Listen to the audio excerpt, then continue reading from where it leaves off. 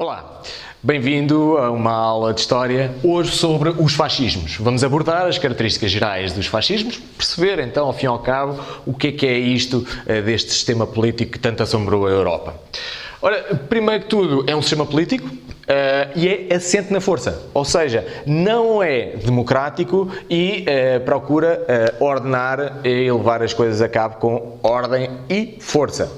Vamos então começar a analisar algumas características. A primeira característica que devemos aqui abordar é do nacionalismo muito vincado. E o que é isto do vincado? Um nacionalismo muito forte.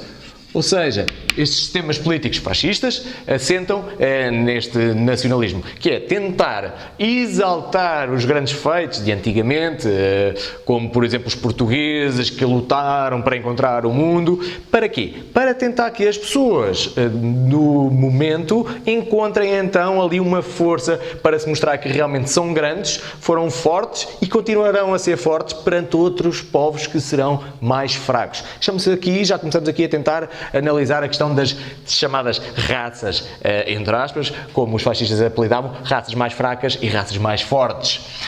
Outra característica será o imperialismo e, como se devem até lembrar das aulas de história sobre romanos, o império constrói-se conquistando várias vezes outras terras. Às vezes por via diplomática e maior parte das vezes pela força, pelas invasões. Ou seja, os fascismos necessitam realmente de conquistar sair das suas fronteiras e conquistar outras terras para aumentar a sua grandiosidade. Uma outra característica é então esta questão do militarismo.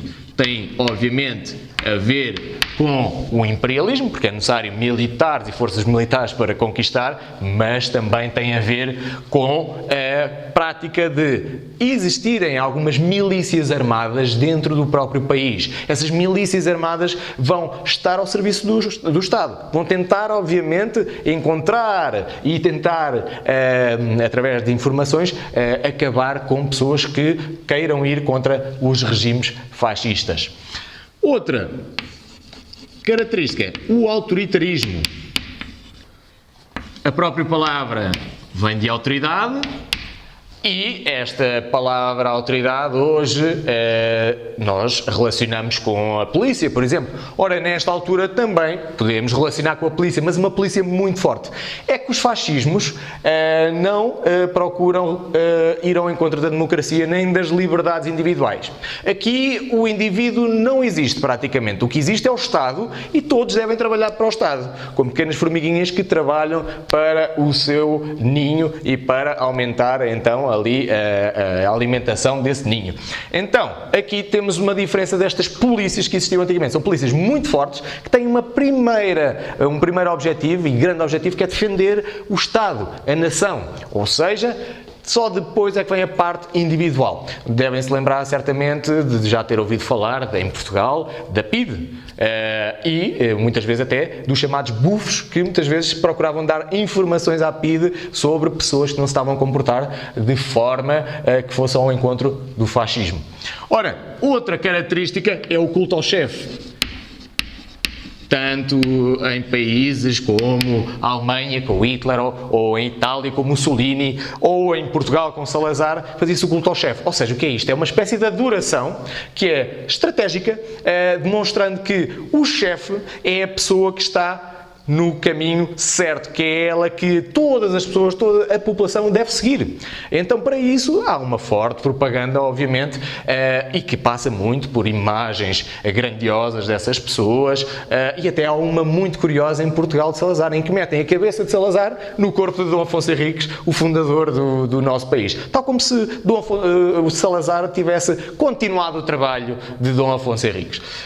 Culto ao chefe já está, vamos aqui a um pormenor muito importante, que é o fascismo tem como características a utilização de partidos únicos, ou seja, rejeitam claramente a democracia, bem como o parlamentarismo, como nós conhecemos hoje em dia em Portugal. Ou seja, vários partidos estão na Assembleia da República e procuram discutir entre eles as melhores opções para o país. Como eles acham que isso gera muita confusão, como o sistema político fascista acha que isso gera muita confusão e que, ao fim e ao cabo, tal como estas democracias do século XX demonstraram algumas fragilidades, então eles acham que o melhor é só existir um partido único. Ora, não será a melhor opção se vocês estiverem a perguntar, então, mas será que só um partido não funcionaria melhor? Bem, a ideia é que todos os partidos, tal como uma equipa, tenham várias opiniões e, com essas opiniões, devemos trabalhar. Isso é viver em democracia. É difícil, mas é a melhor opção. Partido único já está. Corporativismo.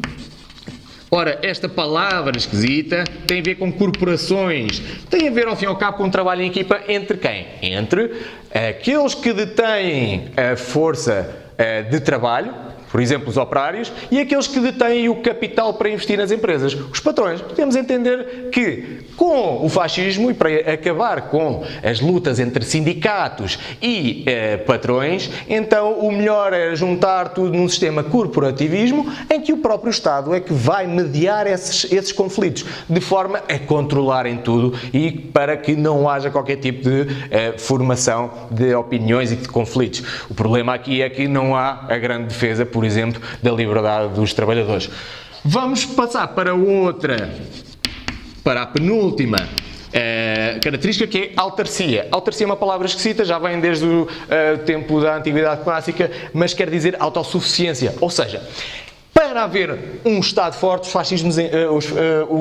a extrema-direita e o fascismo entendem que cada país deve ter um próprio sistema de produção forte, industrial, agrícola, e que deve abastecer toda a comunidade, toda a população, e inclusive criar e gerar muito trabalho. Por fim, a educação fascista. Ora, perspectivam o futuro, o que quer dizer que tem que se trabalhar desde pequeno é que se torce o pino, não é verdade? Então, nos regimes fascistas, o que é que acontece? Nas escolas primárias, até depois nos liceus, o que é que eles faziam? Procuravam trabalhar minuciosamente os manuais e desde que fossem ao encontro daquilo que eles pretendiam. Portanto, é normal que em manuais escolares antigamente, até em Portugal, não se trabalhasse muito o raciocínio, mas trabalhasse mais os cultos ao chefe, os valores do fascismo, até em Portugal os valores ligados a Portugal fascista, e para quê? Para que as pessoas realmente crescessem a gostar deste tipo de vida e que procurassem se comportar desta forma. Obrigado, espero que tenham gostado, espero que tenham compreendido.